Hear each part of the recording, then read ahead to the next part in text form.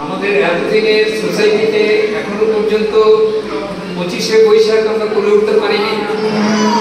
ধন্যবাদ সংগঠককে যারা এই আয়োজনটা করেছে, তাদের জন্য আমাদের শুভকামনা রইল এবং আগামী দিনে আমরা আরো সুন্দর করে এই অনুষ্ঠানটা করতে পারবো।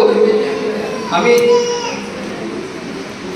রবীন্দ্রনাথ ঠাকুরের আমি কবিতাটা আবৃত্তি করে শোনাচ্ছি। আমি চোখ মেললাম আকাশে, জ্বলে উঠল আলো পূবে পশ্চিমে, গোলাপের দিকে চেয়ে বললুম সুন্দর সুন্দর হলো সে। তুমি বলবে এই যে তত্ত্ব কথা, এ কবির বাণী নয়। আমি বলবো এ সত্য, তাই এ কাব্য, এ আমার অহংকার।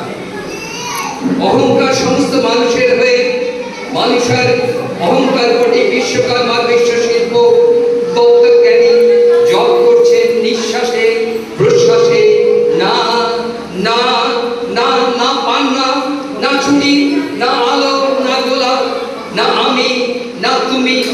ওদিকে অসীম যিনি, তিনি স্বয়ং করছেন সাধনা মানুষের সীমানায়। তাকেই বলে আমি। সেই আমির গগনে আলো আধারে ঘটল সঙ্গম, দেখা দিল রূপ, জেগে উঠল রস। না কখন ফুটে উঠল মায়ার মন্ত্রে, রেখায় রঙে সুখে দুঃখে। একে বলো না তত্ত্ব, আমার মন হয়েছে পুলকিত। বিশ্ব আমি রচনার আসরে হাতে নিয়ে তুলি, পাত্রে নিয়ে রং। পণ্ডিত বলছেন পুরো চন্দ্রটা নিষ্ঠুর চতুর হাসিতা। মৃত্যুদূতের মতো গুঁড়ি মেরে আসছে সে পৃথিবীর পাঁজরের কাছে।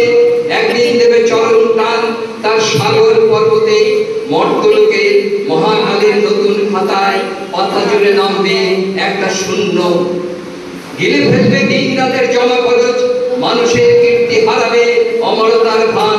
তার ইতিহাসে লেপে দেবে অনন্ত রাত্রির কালি।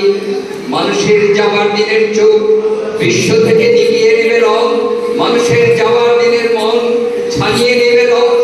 শক্তির কম্পন চলবে আকাশে আকাশে, জ্বলবে না কোথায় আলো বিনাহীন সভায়। যন্ত্রীর আঙুল নাচবে, বাজবে না সুর। সেদিন কবিত্বহীন বিধাতা একা রবেন বসে নীলিমাহীন আকাশে, ব্যক্তিত্ব হারা অস্তিত্বের গণিত তত্ত্ব নিয়ে।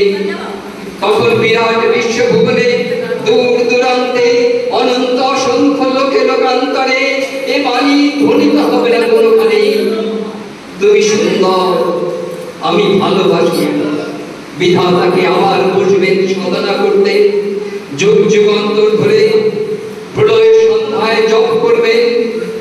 কথা কও, কথা কও, বলবেন বলো তুমি সুন্দর, বলবেন বলো আমি ভালোবাসি।